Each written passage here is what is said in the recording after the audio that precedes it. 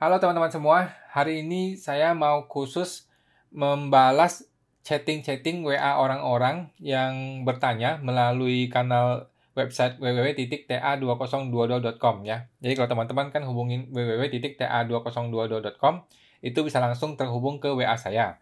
Jadi terlalu banyak orang yang WA gua dari pagi sampai malam ya, ada aja banyak sekali. Jadi sudah nggak sempat gue membalas satu persatu. Nah, sekarang di video pun gue harus terpaksa membuat ini supaya bisa membalas mereka gitu. Kalau nggak, gue nggak ada waktu lagi untuk balas mereka gitu. Oke, kita mulai ya. Jadi ini juga bisa jadi buat teman-teman juga, bisa tambahan wawasan juga, karena ini betul-betul kasus real gitu. Cuma kan saya nggak sebutin nama ya. Oke, kita mulai ya teman-teman. Ini ada kasus orang ada rumah dibeli 20 tahun yang lalu, tahun 2002. Waktu itu perolehannya 40 juta, dia tidak ikut TA1, NJOP-nya kurang dari 20 juta.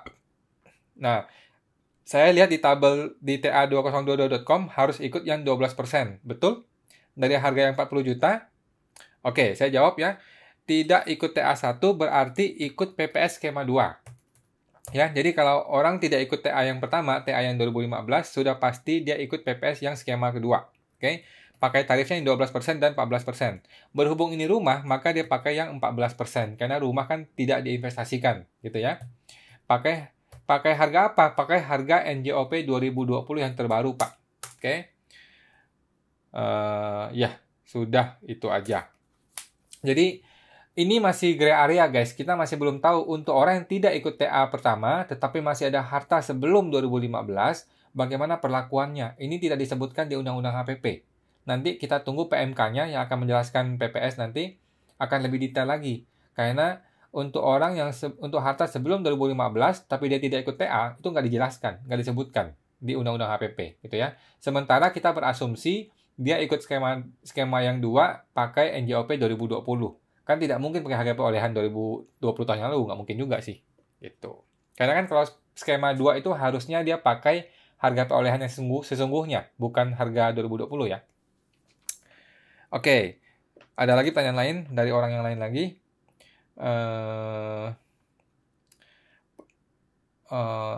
Penghasilan saya setiap bulan nggak tetap, bagaimana saya bisa laporkan di SPT? Penghasilan per bulan tidak tetap. Nggak apa-apa, Pak. Lapor di SPT tahunan, langsung totalnya saja. Barulah dihitung di induk 1770-nya. Untuk menghitung nilai KB pajaknya. Gitu. Jadi ada orang bertanya, dia penghasilan tidak sama setiap bulan bagaimana? Nah, saya bilang langsung setahun aja dihitung di SPT tahunannya. Oke. Terus ada lagi ini chatting yang berlanjutan dari tadi. Ada orang kena SP2DK tetapi belum SP2 ya, belum pemeriksaan resmi. Jadi banyak wajib pajak masih bingung membedakan antara SP2DK dengan pemeriksaan. Ini beda guys, ini dua hal yang berbeda, ini dua produk hukum yang berbeda. SP2DK itu hanya sebuah surat untuk minta Anda jelaskan. Pemeriksaan adalah sebuah produk hukum resmi ya, yang itu sudah jauh lebih tinggi, di mana pemeriksaan akan menghasilkan sebuah keputusan yang sudah tetap secara hukum. Gitu guys. Jadi orang ini dapat SP2DK belum pemeriksaan, dan dia tidak ada pajak yang dibayarkan. Karena sumber dananya jelas. Sehingga dia disuruh pembetulan. Oh iya, dia disuruh pembetulan. Terus gue bilang nggak usah pembetulan, Pak. Ngapain pembetulan? Kan mau ikut PPS nih. Gitu. Jadi dia sudah SP2DK, disuruh pembetulan. Sejak disuruh pembetulan sampai hari ini nggak ada kabar apa-apa dari AR. Karena nggak penting. Karena kan tidak ada pajak yang dibayar dan nggak penting gitu. Gitu. Apakah SP2 ditandai dengan surat resmi, Pak? Yes, Pak. SP2 itu sebuah surat resmi. Surat perintah pemeriksaan SP2. Kalau tidak dapat SP2, berarti Bapak sudah aman ya. Pak, langsung ikut PPS 2022 saja nanti di awal Januari 2022. Jadi teman-teman kayaknya ya, ikut program PPS itu akan ramai di awal dan di akhir. Karena di awal itu adalah orang-orang yang saat ini tergencet oleh SP2DK. Dia akan ikut di awal-awal Januari nanti. Februari, Maret, April, Mei orang wait and see. Begitu masuk Juni bakal rame lagi nanti tuh. Kita lihat aja nanti tuh. Di akhir Juni pasti blank, pasti hang tuh sistemnya tuh. Itu udah kebiasaan orang Indonesia tuh begitu tuh. Oke. Terus ada lagi pertanyaan. Oh, yang tadi tuh, yang tadi gua bilang semua penghasilannya digabung aja di tahunan. Dia bilang saya tidak mengerti sama sekali, Pak. Kalau misalkan saya minta bantuan Bapak, saya harus menilai keahlian Bapak berapa. Maaf, Pak. Oke. Untuk SPT tahunan, jasanya saya nggak sebutin ya, teman-teman. Sorry ya. Oke. Udah saya balas. Oke, saya akan balas lagi. Masih ada beberapa pertanyaan lagi. Nah, ini ada pertanyaan. Halo Pak Awan. Halo Pak Bu. Oh, ini Ibu ya. Oke. Maaf baru balas. Ini dari jam 6 sore. Baik Bu, gimana Bu? Jadi orang bertanya tapi nggak memberikan pertanyaan gitu. Dia cuman chatting tapi nggak tanya pertanyaan. Ini sebaiknya teman-teman ya, kalau Anda mau bertanya langsung aja to the point, pertanyaannya apa gitu. Jangan cuman tanya kabar doang tapi nggak memberikan pertanyaan gitu ya guys. Oke. Terus ada lagi pertanyaan. Oke. Pajak Smart benar-benar sangat memberikan pencerahan kepada kami yang awam dan banyak tidak mengerti masalah pajak. Terima kasih. Oke. Ini dari jam 4 sore tadi. Halo Pak Bu. Terima kasih sama-sama. Oke. Mau tanya lebih jelas program PPS 2022. Terima kasih Pak Awan. Pak, tolong adakan semacam webinar untuk PPS ini. Saya mau ikut. Webinar saat ini belum sih Pak. Ada perkumpulan yang adakan webinar untuk internal mereka. Kayaknya tidak bisa untuk orang luar Pak. Oke, jadi ada yang ngajak suruh ikut bikin webinar. Webinar tuh nggak gampang bikinnya guys. Softwarenya repot. Softwarenya ribet. Oke.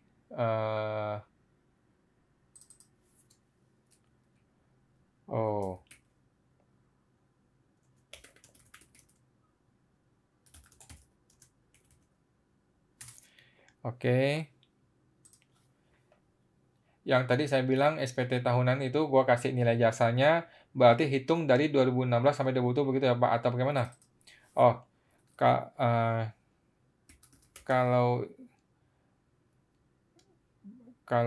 4 tahun keberatan, terlalu berat.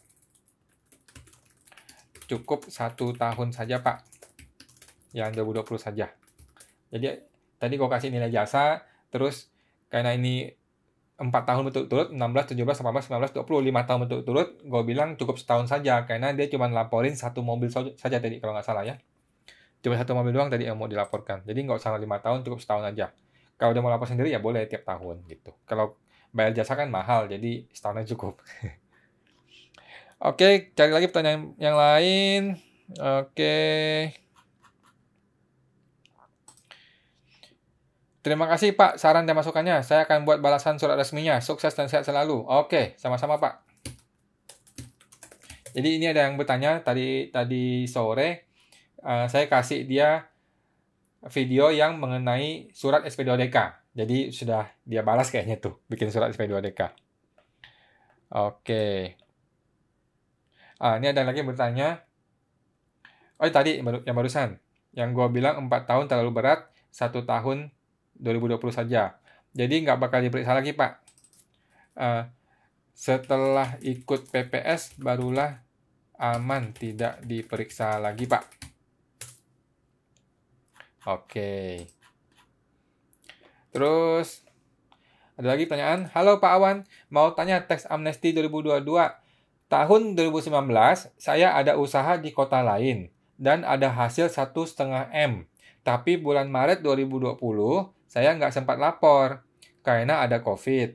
Kantor pajak tutup semua. Apa bisa saya ikut TA 2022? Usaha tahun 2020 ada saya lapor, yang 19 belum lapor. Kena tarif berapa di TA 2022? Oke. Untuk ikut, halo dulu ya. Halo Pak Bu, maaf baru balas. Untuk ikut TA 2022 atau PPS, harus sudah lapor SPT 2020. Oke, jadi teman-teman yang mau ikut program PPS, wajib minimal sudah lapor SPT tahunan 2020 ya. Walaupun lu baru punya MPP di 2022 nanti, atau 2021, lu tetap harus bikin SPT tahunan 2020. Oke, dan harta yang Anda bikin di SPT 2020 itu harus sesuai dengan penghasilan yang Anda laporkan di SPT itu. Nggak boleh tiba-tiba lu lapor punya harta 10 miliar, tuh nggak boleh ya. Oke. Kena tarif berapa katanya? Jika sudah ikut TA 2015, tarifnya adalah 6% diinvestasikan dan 8% tidak diinvestasikan. Jika belum ikut TA 2015, maka 12% dan 14%. Itu aja deh, biar gampang ya. Oke. Terus lanjut, ada lagi pertanyaan. Halo Pak Awan, mau tanya gimana dengan orang pribadi yang omset usaha di atas 10 M dan PKP? Nah, ini cilaka nih. Orang pribadi guys, jangan pernah jadi PKP. Lu akan mencilakakan diri lu sendiri. Oke? Kalau mau PKP, bikinlah CV atau PT. Kan sekarang ada PT perorangan, 50.000 saja sudah bisa bikin PT. Saya diminta membayar PPN senilai 2% dari omset dari tahun 2018, 19, 2020. Sedangkan profit tidak sampai ke angka tersebut. Sedangkan saya tidak ditetapkan PKP secara jabatan. Dan ini lagi proses pembuatan PKP atas nama pribadi. Apakah perlu dilanjutkan atau gimana ya supaya mendapatkan kesempatan ikut program PPS? Dan saya juga belum melaporkan SPT 2020. Tepatnya belum melakukan perbaikan karena saya juga seorang PNS. Hah? PNS? Mana bisa PNS? PKP. Oke, berarti dia seorang PNS, dia punya omset 10 miliar dan PKP. Belum PKP kayaknya. Halo Pak Bu. Maaf, baru balas. Jadi Bapak sudah PKP atau belum PKP? Sekarang ini. Atas omset 2018 sama dengan 2020, jika memang setahunnya di atas 4,8 M, maka ada potensi kena PPN yang 2%. Kalau tidak sanggup bayar, coba dikomunikasikan ke KPP, Pak. Mohon keringanan sesuai dengan kemampuan Bapak. Gitu. Kalau omset sudah lebih dari 4,8, guys, Anda harus segera memecah omset. Maksudnya, lu bikin CV atau PT gitu. Di PT atau CV itu taruhlah sebagian omset Anda, sebagian omset lagi di orang pribadi gitu. Supaya lu kedua-duanya tidak perlu PKP gitu. Atau kalau mau di PKP-in ya semua diborong ke CV atau PT gitu. Jangan pernah orang pribadi jadi PKP ya. Orang pribadi jadi PKP itu adalah sebuah kesalahan besar. Gitu. Oke. Lanjut. Masih ada pertanyaan lagi.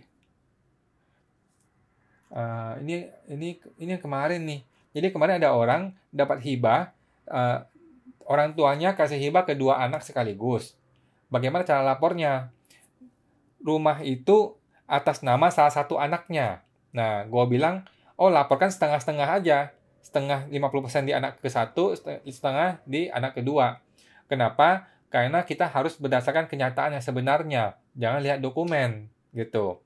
Kalau kenyataannya itu 2 orang itu setengah-setengah, maka diakui kedua-duanya. Gitu. Kalau diakui salah satunya doang, nanti harta itu kalau dijual jadi punya dia, gitu. Harus dibagi 2. Pak, ini saya baru lacak.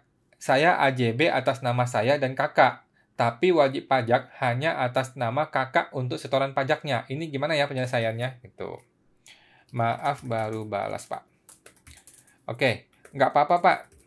Ini kan saya mau masukin di SPT 21, jadi tidak perlu di PPS 2022. Oke, nggak apa-apa, Pak. Masukkan nilai proporsinya Bapak saja yang 50%. Gitu. Ikuti proporsi sebenarnya. Gitu ya. Terus dia bilang, dan apakah boleh saya ikut PPS 2022 dengan memasukkan tarif 8% karena saya pernah ikut TA 2015? Apakah tidak bermasalah dengan temuan kelebihan kas di 2018 senilai 1M? Berat sekali kena 14%. Ini saya siap-siap dengan asumsi saya diizinkan ikut PPS 2022. Jadi dia sudah ikut TA yang pertama. Terus ada 1M di 2018. Apakah 1M ini bisa ditarik menjadi skema 1 sehingga mendapatkan 8%? Jawaban gua adalah yes, bisa. Pakai yang 8%. Akui saja ini uang tunai di 2015 sebesar 1M, bayar 8%. Tapi guys, ini bukanlah jasa konsultan pajak ya. Ini bukanlah saran profesional dari gua. Ini hanyalah ngobrol-ngobrol warung kopi saja gitu guys ya. Jangan sampai ini jadi masalah nanti. Gua bukan ngajarin dia hal yang salah gitu ya. Tapi ini hal yang mungkin dilakukan dan di Undang-Undang HPP belum ada solusinya. Di Undang-Undang HPP belum bisa mencegah tax planning seperti ini. Gitu guys ya. Nah ini bukan saran profesional ya. Ini bukan saran yang harus diikuti ataupun saran seorang konsultan pajak. Bukan. Ini hanyalah ngobrol-ngobrol saja. Ya. Jadi gue disclaimer dulu nih. Biar nggak salah. Jadi akui saja uang itu di 2000 sebagai harta 2015 bayar 8%. Gitu. Oke. Oke. Apa bisa 2M kali 8%, tapi bagaimana dengan SP2DK yang mempermasalahkan tahun... Oh, dia dapat SP2DK untuk harta 2018 ada 1M. Gitu. Terus ada 1M lagi di 2015. Sehingga di total punya 2M nih. Yang 18 ketahuan, yang 15 tidak ketahuan. Nah, saran gua gabung aja semua ke 2015. Ya. Saran saya, gabungkan saja keduanya ke 2015. Senilai 2M, bayar 8%. Nah, SP2DK ini harus diinfokan kepada AR bahwa Bapak mau ikut PPS sehingga tolong SP2DK ini dipending sampai tahun depan. Karena saya mau ikut program PPS gitu. Oke, jadi jelaskan bahwa uang 1M di 2018 itu adalah kelanjutan dari uang tunai di 2015 yang belum dilapor. Dan saya akan melaporkan di PPS 2022 nanti. Gitu. Oke guys ya, itu guys. Lanjut. Masih ada pertanyaan lagi? Lanjut. Oke. Mau tanya nih Pak Awan. Oke. Halo Pak Bu. Maaf baru balas. Ini jam 2 siang dia tadi tuh. Dia chatting ya. Dia kirim yang apa tuh? Yang cara menilai harta TA 2022 yang ada warna hijau dan warna kuning di website saya yang di www.ta2022.com. Itu ada yang gambar mengenai cara menilai harta untuk TA. Di bagian warna hijau kan dituliskan harus sudah ikut TA 2015. Pertanyaannya adalah jika WP yang tidak ikut TA 15 tapi ikut TA pas final setelah TA 2015, apakah bisa menggunakan perhitungan kolom di warna hijau? Tidak bisa. Jadi berbeda antara mengikuti TA 2015 dengan ikut pas final. Itu guys ya. Berbeda. Ini dua peraturan yang berbeda, dua undang-undang yang berbeda. Beda ya. Kalau lu tidak ikut TA pertama, tapi lu ikut pas final, lu tetaplah bukan peserta teks amnesti yang pertama. Paham ya? Tidak bisa, Pak. Peserta pas final bukanlah peserta tax amnesty 2015. Jadi nanti di PPS akan ikut sebagai skema 2. Oke. Siap. Oke, siap. Terima kasih jawabannya. Siap, Trim. Sama-sama. Oke. Yang tadi nih kita lanjutin yang PKP. Sorry ya guys, ini jadi lanjut nih. Saat ini belum PKP, tapi lagi proses PKP yang PNS ini loh. Karena saya sudah juga PNS di mana selama ini mendapat informasi bahwa tidak bisa menjadi PKP karena status tersebut. Stop PKP-nya, Pak. OP jangan jadi PKP. Oke. Kalau omset lewatin 4,8 M, Bapak buat saja CV atau PT atau PT perorangan. Nah, sebagian omset pindahin ke sana, Pak. Nah, mengenai tadi itu yang 2018, 19, 20, karena omset dia lebih dari 4,8, dia ditembak 2%. Jadi, setelah Undang-Undang Cipta Kerja, guys, kalau orang-orang punya omset lebih dari 4,8 M, kalau dia ketahuan ada penjualan segitu, besar gitu ya, maka kalau dulu itu kan dia disuruh bayar 10% PPN langsung. PPN masukan tidak boleh dikreditkan, langsung full 10%. Sejak Undang-Undang Cipta Kerja, orang boleh bayar 2% saja. Gitu, 2% saja PPN-nya. Jadi seolah-olah lu ada profit 20%, nah PPN-nya bayar 2%. Gitu guys. Nah, solusinya yang ditawarkan adalah perbaikan SPT dengan mengurangi laporan penjualan tahunan dari 13M menjadi 9M. Nah, ini nih.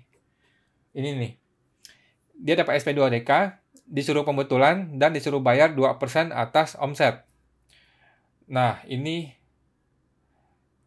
tidak perlu pembetulan, Pak. Tidak perlu bayar juga. Bapak bisa langsung ikut PPS 2022 dan surat SP2DK itu akan gugur. Sekarang bagaimana caranya Bapak memohon agar SP2DK itu tidak dinaikkan ke pemeriksaan sampai akhir Desember 2021. Oke. Cara 1, memohon dengan surat resmi. Ada di YouTube saya. Ada di YouTube saya tuh. Ada di YouTube saya suratnya, Pak. Cara 2, membayar sesuai kemampuan Bapak sebagai partisipasi atas penerimaan negara. Tetapi bukan bayar full 2% itu, Pak. Gitu. Kalau AR-nya ngotot suruh bayar, Bapak adukan saja ke pengaduan@pajak.go.id dan ombudsman.go.id/pengaduan. Mohon kantor pusat DJP untuk membantu Bapak agar pihak KPP mengizinkan Bapak ikut program PPS tanpa terkena pemeriksaan sebelumnya. Oke.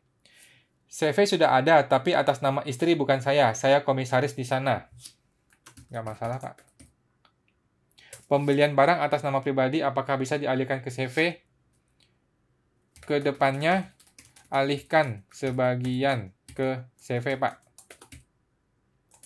Tapi kasus yang sekarang ini, Bapak harus mohonkan agar ditunda prosesnya, jangan sampai naik ke pemeriksaan pajak, pemeriksaan resmi. Karena kalau sudah pemeriksaan, maka Bapak tidak bisa ikut TA, ikut PPS. Oh, oke.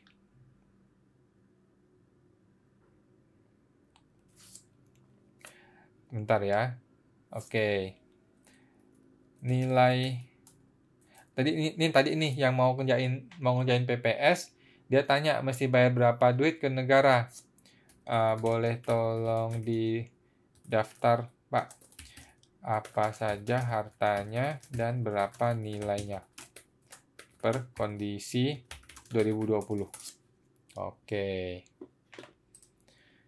Oke, ini ada masuk lagi, barusan ada masuk lagi chatting. Kadang-kadang ya guys, chatting itu bisa sampai jam 3 pagi loh ada orang masuk chatting hanya untuk bertanya ini gitu. Berarti kan dia nonton video gua jam 3 pagi, terus dia ngeklik ke websitenya baru masuk ke situ gitu. Halo Pak Bu. Oke. Jadi saya sampai nggak sempat ngebalas-balasin guys di YouTube ya. Di YouTube itu ada komentar, ada banyak banget komentar. Saya satu-satu gue balas satu-satu gitu. Cuman waktunya belum sempat gitu. Jadi pelan-pelan gitu guys ya. Jadi mohon maaf buat teman-teman yang ada chatting di komentar YouTube kalau belum terbalas ya mohon maaf ya pelan-pelan. Saya pasti akan balas. Satu persatu akan saya balas. Oke. Gitu guys. Oke, apakah masih ada pertanyaan? Kayaknya udah nggak ada ya. Kayaknya udah nggak ada. Oke. Oke, kayaknya udah nggak ada. Yang ini masih typing. Oke. Oke, gitu ya teman-teman untuk hari ini ya. Jadi hari ini spesial untuk menjawab pertanyaan-pertanyaan dari WA. Dan gue terbantu sekali nih. Terbantu sekali, sudah ada beberapa yang terjawab dan hampir semuanya. Gitu ya teman-teman. Mudah-mudahan bisa membantu teman-teman. Kalau ada pertanyaan, silakan teman-teman langsung masuk ke www.ta2022.com ya. www.ta2022.com. Itu bisa langsung tanya jawab dengan gue secara langsung. Tetapi itu bukanlah jasa konsultan pajak resmi ya guys. Itu hanyalah sekedar ngobrol-ngobrol biasa saja gitu guys ya. Oke, terima kasih. Sampai jumpa guys.